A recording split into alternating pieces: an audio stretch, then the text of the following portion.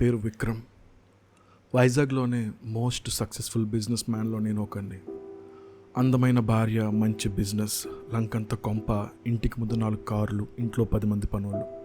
What not, I had everything అనుకునేవాడిని. Almost south states అన్నిట్లో నా రియల్ ఎస్టేట్ ఆఫీసెస్ ఉన్నాయి, ఒక్క గోవాలో తప్పించి. లైఫ్లో అన్నీ నా కాళ్ళ దగ్గర ఉన్నాయన్న కాన్ఫిడెన్సో ఏంటో తెలియదు, కానీ జీవితంలో ఇంతకంటే ఏం సాధిస్తాం, లైఫ్ అంటే ఇంతేనా, అసలు ఇంకేం ఉండదా అనే వైరాగ్యంతో పాటు ఒక రకమైన అసహనం కూడా వచ్చేసేది.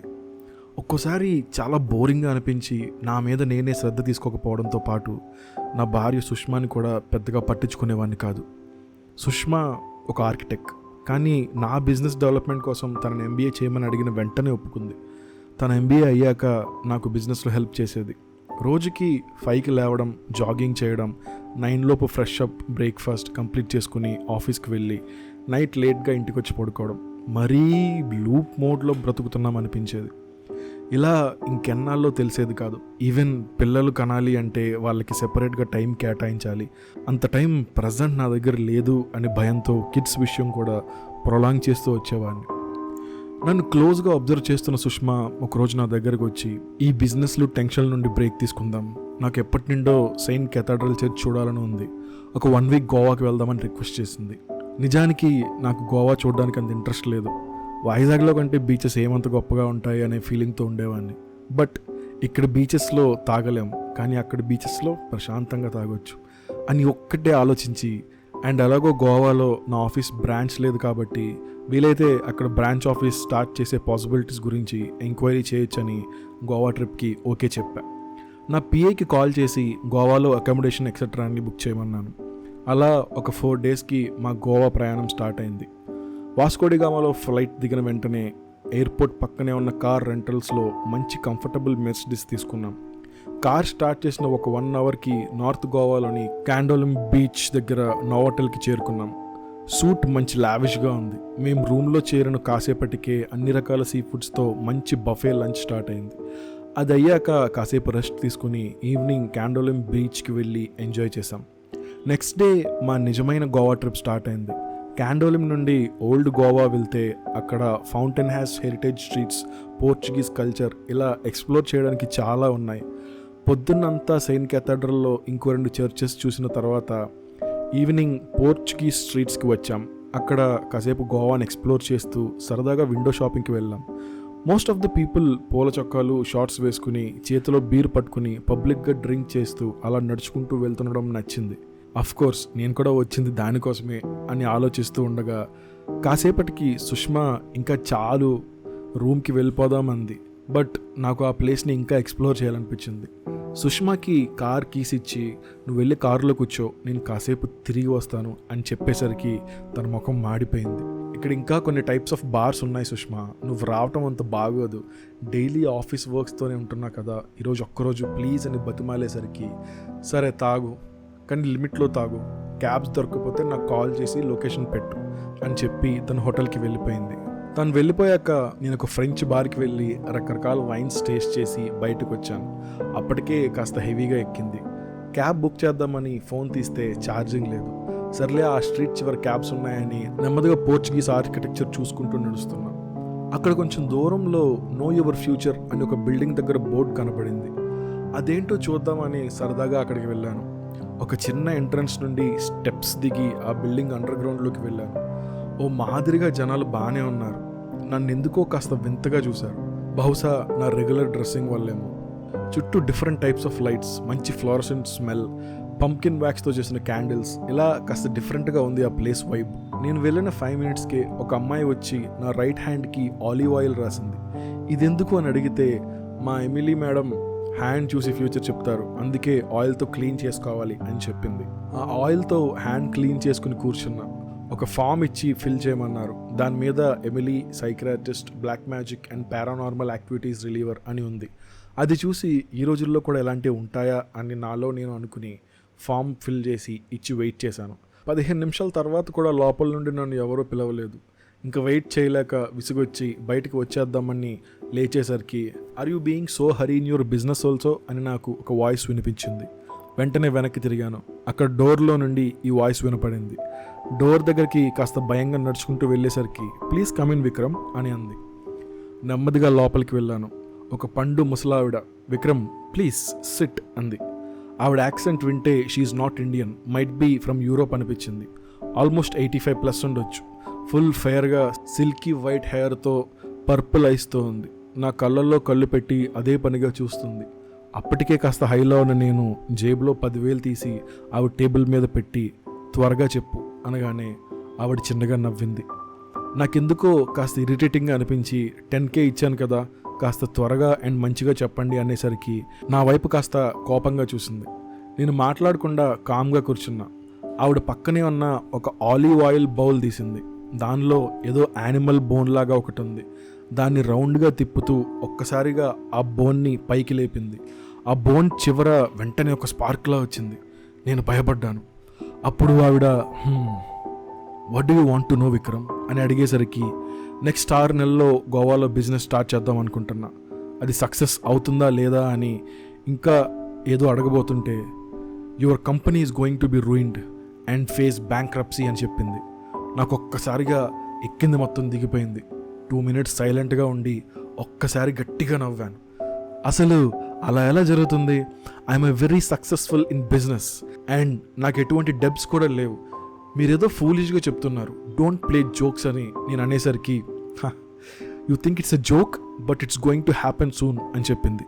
లోపల నుండి వస్తున్న నవ్వుని ఆపుకుంటూ బట్ నేనుండగా ఇదంతా ఎలా జరుగుతుంది? I can solve any issue with in seconds అన్నా. ఈసారి తను నవ్వింది. చచ్చిపోయాక ప్రాబ్లం ఎలా సాల్వ్ చేస్తావు ఏంటి అన్నాను. I'm sorry Vikram, you are going to die in next 60 days. నీ చావు ఎలా వస్తుందో తెలియదు బట్ స్పిరిట్స్ నీకు ఇచ్చిన టైం ఫ్రేమ్ ఇస్ 60 days అని చెప్పింది. నాకు సౌండ్ ఆఫ్ అయిపోయింది. ఒక్క క్షణం ఏం మాట్లాడుతుందో తెలియలేదు. ఓహ్, నా చావుని ఆపాలంటే మీకు చాలా డబ్బు ఇవ్వాలి కదా, పెద్ద వాళ్ళని పిలిపించి పూజలు చేసి ఆపేస్తారు కదా, మెడలో వేసుకోవడానికి దండలు ఇస్తారు కదా, అంతేనా అన్నాను. No, nothing can save you. ఇవన్నీ చీప్ ట్రిక్స్. ఏదో పనిలేని ముసలి మంత్రగత్తె డబ్బుల కోసం డ్రామాలు ఆడుతుంది. నా నెంబర్ ఉంది, మళ్ళీ వాళ్ళే కాల్ చేసి ఏదో పెద్ద ఫిట్టింగ్ పెడతారని నాలో నేను అనుకుంటూ ఆ ప్లేస్ నుండి బయటికి వచ్చేసి క్యాబ్ తీసుకుని హోటల్లోకి వెళ్ళిపోయాను. నెక్స్ట్ డే నేను సుష్మా గోవా మ్యూజియంకి వెళ్ళాం. తను నాలో ఏదో మార్పు గమనించి ఏ విక్రమ్, మనం వెకేషన్లో ఉన్నాం, నీ ఫేస్ ఎందుకు ఏదో టెన్షన్లో ఉన్నట్టు ఉంది అని అడిగింది. రాత్రి జరిగింది తనతో చెప్తే ఇంకా టెన్షన్ పడుతుందేమో అని తనకి చెప్పలేదు. ఎందుకో నాకు ఈ మంత్రాలు తంత్రాలు ఫ్యూచర్ మీద పెద్ద నమ్మకం లేకపోయినా రాత్రి జరిగిన ఇన్సిడెంట్ మాత్రం నన్ను కాస్త డిస్టర్బ్ చేసిందని చెప్పొచ్చు. అయినా ఇప్పుడు ఆ విషయం సుష్మాకి చెప్తే అసలు దేవుడినే నమ్మని నువ్వు కూడా ఇలాంటివి నమ్ముతున్నావా అని నవ్వుతుంది. అందుకే నేను బాగానే ఉన్న లైట్ హ్యాంగ్ ఓవర్ అని అబద్ధం చెప్పాను. మ్యూజియం మొత్తం చూసి అలసిపోయి పార్కింగ్ దగ్గర వెళ్ళాం. కార్ దగ్గరికి నడుచుకుంటూ వెళ్తున్నాం, కానీ ఎవరో మమ్మల్ని ఫాలో అవుతున్నారన్న ఫీలింగ్ వచ్చింది. వెనక్కి తిరిగి చూస్తే ఒక వ్యక్తి బ్లాక్ సూట్ వేసుకుని చెట్ల మధ్యలో నుండి మమ్మల్ని చూస్తున్నట్టు అనిపించింది. వాడేం పిచ్చోడు కాదు, కానీ గోవాలో సూట్ వేసుకోవడమే కాస్త డిఫరెంట్గా అనిపించింది. నాకెందుకో సస్పిషియస్గా అనిపించి 4 అడుగులేసి మళ్ళీ వెనక్కి తిరిగి వాడిని చూశాను. వాడు మా వైపే వస్తున్నట్టు అనిపించింది. నేను వెంటనే సుష్మా చేయి పట్టుకుని కార్ దగ్గరికి పరిగెట్టడం స్టార్ట్ చేశాను. వెనక నుండి వాడు పరిగెట్టుకుంటూ వస్తున్నాడు.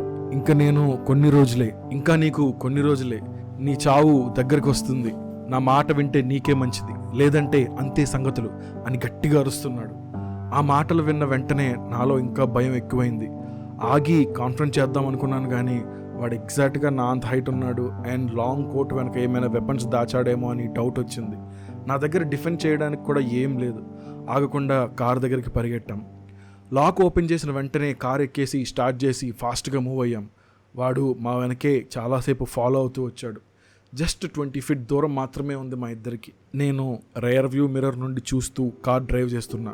వాడు నిజంగా కోట్ నుండి ఒక పెద్ద బ్లేడ్ లాంటిది తీసి చేత్తో పట్టుకుని పరిగెడుతున్నాడు. మేమిద్దరం చెమటలతో తడిచిపోయాం.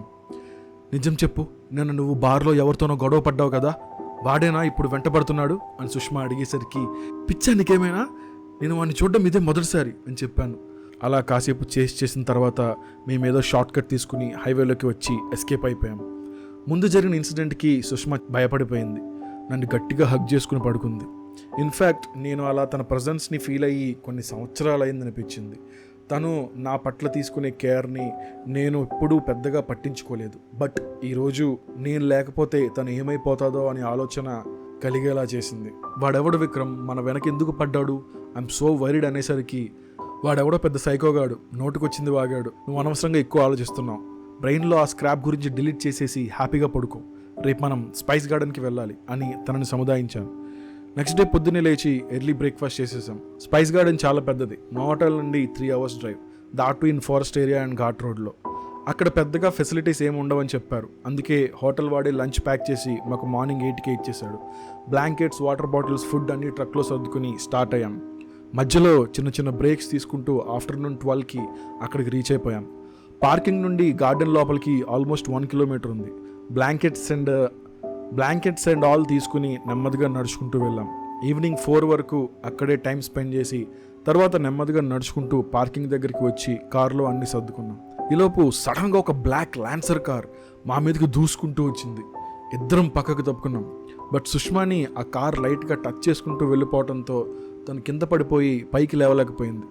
నాకు ఒక్క క్షణం ఏమవుతుందో అర్థం కాలేదు. గట్టిగా అరిచేశాను. ఏడుపు వస్తుంది. అక్కడ సిగ్నల్ కూడా సరిగ్గా లేదు. నా చేతులతో సుష్మని ఎత్తుకుని కారులో కూర్చోబెట్టాను. కాస్త దూరం డ్రైవ్ చేసేసరికి తను నొప్పి తట్టుకోలేక బాగా ఇబ్బంది పడింది. అప్పటికే మొబైల్లో సిగ్నల్ రావడంతో అంబులెన్స్కి, పోలీస్కి కాల్ చేశాను. పారామెడిక్స్ టీమ్ సుష్మని చూసి మేబీ లెగ్ ఫ్రాక్చర్ అయి ఉండొచ్చని తనని ముందుగా హాస్పిటల్కి షిఫ్ట్ చేశారు. పోలీస్ వాళ్ళకి అక్కడ జరిగింది మొత్తం క్లియర్గా ఎక్స్ప్లెయిన్ చేశాను. పోలీస్ వాళ్ళు మాత్రం నేను చెప్పిన పోలికలతో ఎటువంటి క్రిమినల్ని ఇప్పటివరకు చూడలేదన్నారు. అండ్ మోర్ ఓవర్ అదొక ఫారెస్ట్ ఏరియా అవ్వటంతో అక్కడ CCTV సర్వేలెన్స్ కూడా లేదు. బట్ పోలీస్ వారు ఆ క్రిమినల్ని పట్టుకుని తీరుతామని చెప్పారు. నేను హాస్పిటల్లో సుష్మాని చూడలేకపోయాను. తను కదలలేకపోయింది. తను కదలలేని పొజిషన్లో ఉంది. డాక్టర్స్ని అడిగితే మినిమం 45 days అయినా తనకి రెస్ట్ అవసరం, కాలు కింద పెట్టకూడదు, వీల్ చైర్లోనే ఉండాలి అని చెప్పారు. ఇంటికి ఒక 3 days తర్వాత తీసుకెళ్ళండి, ఇప్పుడు కష్టం అన్నారు.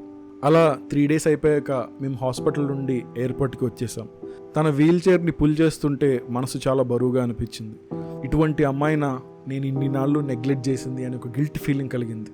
ఇంటికి వెళ్ళాక ఆ రోజు ఆఫీసులు, బిజినెస్ టెన్షన్లు అన్నీ కాస్త తగ్గించి తనతో మోస్ట్ టైం స్పెండ్ చేయడానికి ట్రై చేశాను. తను కూడా చాలా హ్యాపీగా ఫీల్ అయ్యింది. తన ప్రజెన్స్లోనే ఎక్కువసేపు ఉండాలనిపించేది. నా వల్ల అయినంత లవ్ అండ్ కేర్ని ఇవ్వడం స్టార్ట్ చేశాను. మరో పక్క నేను త్వరలో చనిపోతాను అనేది గుర్తొస్తూ భయమేసేది. ఆ డేట్ దగ్గర పడే కొద్దీ తలపై 1000 kgs బరువు ఉన్నట్టు అనిపించేది. బట్ తను చూపించే లవ్కి ఆ భారం తెలిసేది కాదు. అలా డాక్టర్ చెప్పిన 45 రోజుల కంటే 2 weeks ముందే రికవర్ అయింది. ఇద్దరం ఎప్పుడూ లేనంత హ్యాపీగా ఉన్నాం. నిజానికి తన మీద ప్రేమ రెట్టింపైంది అండ్ నాపై నాకు శ్రద్ధ వచ్చింది. తనకి కంప్లీట్గా రికవర్ అయ్యాక మళ్ళీ ఇద్దరం ఆఫీస్కి వెళ్ళటం స్టార్ట్ చేశాం. పెద్ద వెకేషన్లో లేని ఆనందంని చిన్న చిన్న వీకెండ్స్లో, సినిమాల్లో, అప్పుడప్పుడు దాబాలకి వెళ్ళి ఫీల్ అయ్యేవాళ్ళం. అలా ఒకరోజు ఆఫీస్లో ఏవో మాటల మధ్యలో మనం గోవాకి వెళ్ళి 3 months దాటిపోయింది, సరిగ్గా ఎంజాయ్ చేయలేదు, ఈసారైనా గట్టిగా ప్లాన్ చేయాలి విక్రమ్ అని సుష్మా అనేసరికి నేను అప్పుడే 3 months అయిపోయిందా అని షాక్ అయ్యాను. తర్వాత సుష్మా బయటికి వెళ్ళగానే అమీలీని కాంటాక్ట్ అవ్వడానికి గూగుల్ చేశాను. తన నెంబర్ కోసం ఎంత ట్రై చేసినా దొరకలేదు. ఇంకా లాభం లేదు. ఆ ముసలిదాన్ని కలిసి ఆ రోజు ఎందుకు అలా చెప్పిందో అడగాలని అనుకున్నాను. సుష్మాతో ముంబైలో కొంచెం వర్క్ ఉంది, 3 daysలో వచ్చేస్తా అని చెప్పి గోవాకి వెళ్ళాను. గోవాలో దిగ్గానే ఈసారి మళ్ళీ ఆ క్రిమినల్ ఎదురుపడితే డిఫెండ్ చేసుకోవడం కోసం ఒక నైఫ్ లాంటి వెపన్ కొన్నాను. నేను నైట్ అమీలీని కలవడానికి వెళ్ళాను. వెళ్ళగానే ముందు చేతికి ఆలివ్ ఆయిల్ రాశారు. తన ముందు కూర్చుని నవ్వుతూ, చూడు నేను బ్రతికే ఉన్నాను, చాలా హ్యాపీగా కూడా ఉన్నాను, నేను నా వైఫ్ అంత హ్యాపీగా ఉన్నాం, and moreover my wife is pregnant and we're having a child soon, ఇప్పుడేమంటావు అని అనగానే నువ్వు బ్రతికే ఉంటావని నాకు తెలుసు విక్రమ్ అని చెప్పింది. మరి ఆ రోజు ఎందుకు అలా చెప్పావని అడిగేసరికి ఈరోజు నీలో ఉన్న హ్యాపీనెస్ ఆ రోజు నాకు కనపడలేదు, అన్నీ ఉన్నా ఏదో లేనట్టు ఉన్నావు, ఏమీ లేదు అనుకున్న నీకు నీ లైఫ్ మీద ఎగ్జైట్మెంట్, లవ్, ఇంట్రెస్ట్ వచ్చేలా చేయాలనుకున్నాను, అందుకే అలా చెప్పాను. Now see yourself, you are good with all the things you have and hearty congratulations for the good news అని చెప్పింది. కానీ మరి ఆ రోజు నా వెంటపడిన క్రిమినల్ ఎవరని ఆలోచిస్తూ ఉండగా, టెన్షన్ వద్దు విక్రమ్, నువ్వు దేని గురించి ఆలోచిస్తున్నావో నాకు అర్థమైంది. ఆ క్రిమినల్ పేరు రాఘవ్, ఈజ్ మై అసిస్టెంట్. నిన్ను నీకు కొత్తగా పరిచయం చేయడానికి నేను యూస్ చేసిన చిన్న టూల్ అంతే.